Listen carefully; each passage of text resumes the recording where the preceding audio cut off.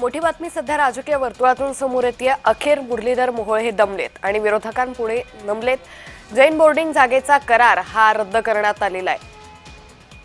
तर विरोधकांच्या मागणीला अखेर यश आल्याचं पाहायला मिळतंय।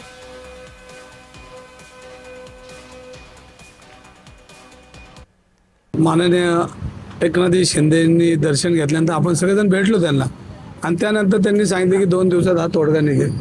आता मला विश्वास आहे की केंद्रीय मंत्री मुरलीधर मोहोळ हे साहेबांबरोबर बोलले असतील आणि त्यांनी सांगितलं असेल की मी 2 दिवसात हे जैन मंदिर जे त्याच्यामध्ये जे बिल्डर लॉबीने ह्याला जो गराडा घातला आहे हा गराडा काढून मी जैन समाजाला हे मंदिर देईन असं आश्वासन त्यांना दिलेलं दिसतंय आणि त्याचा मला आनंद आहे की साहेब म्हटले की 2 दिवसात त्याचा तोडगा आपण काढूया आणि 2 दिवसात तोडगा नाही निघाला तर शेवटी जैन समाजाच्या बरोबर मी कायम राहणार आहे।